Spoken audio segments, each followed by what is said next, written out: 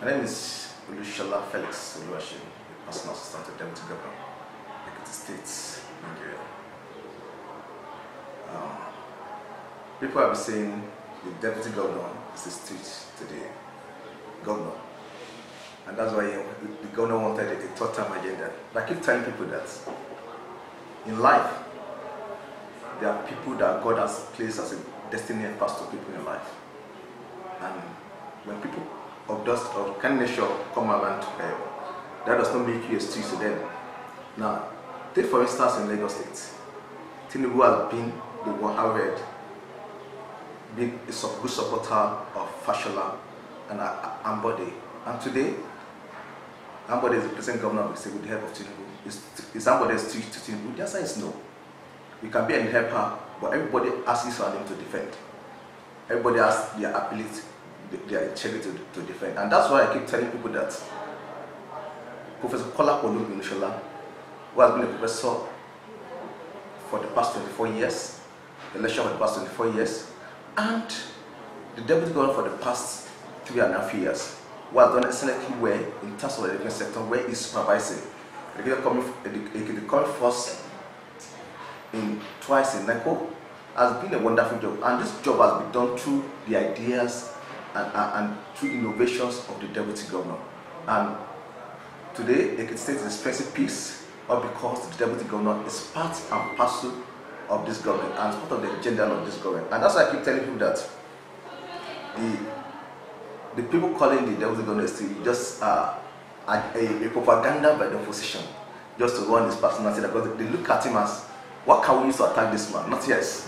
They call him a stooge because he's a man of integrity, a man without no stain.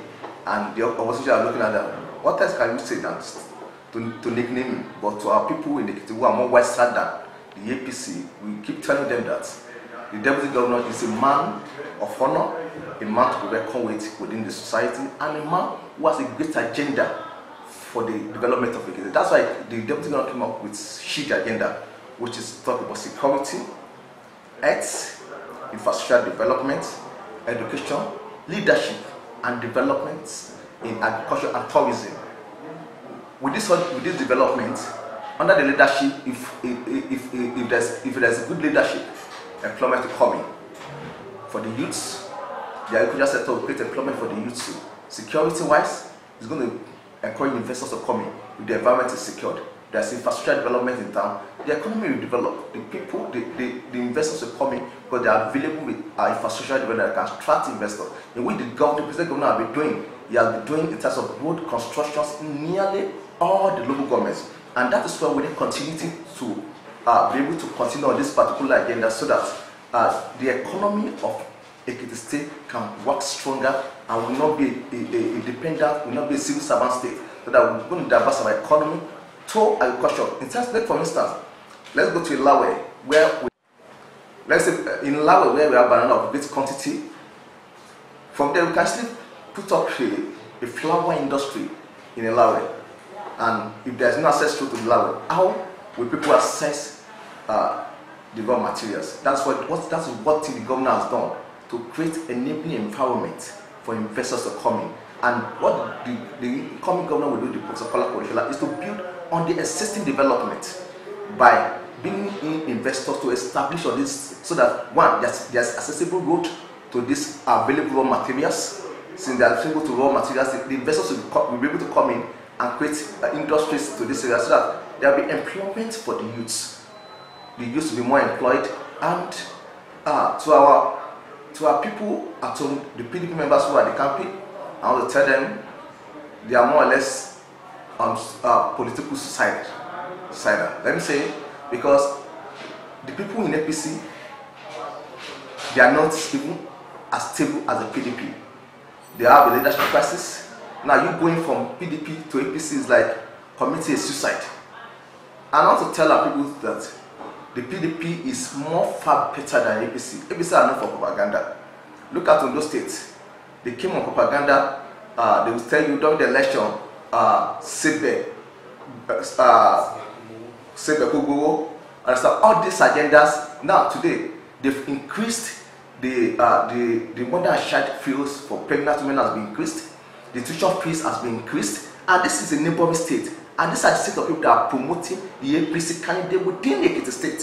What do we expect? The same thing. If they come in power, they still repeat the same thing that are happening in those states that don't happen in Ekiti. Look at Kogi State. Look at Osun State. Look at our neighboring state. They say the state is showing salary, yes, but we are going to pay. The governor said he's not going to be a debtor of salary, and he's a man of his word. I want to tell the Ekiti people that this time is going to pass. That we should be very assured that as soon as the funds that are meant for the state is released, the government is going to pay the salaries of workers. The APC have taken us to court to block the 11 billion naira that's supposed to be paid as a refund to the state, all because of politics. And these are the agendas of the APC, just to siphon and to punish the Ekiti people for standing firm on their feet.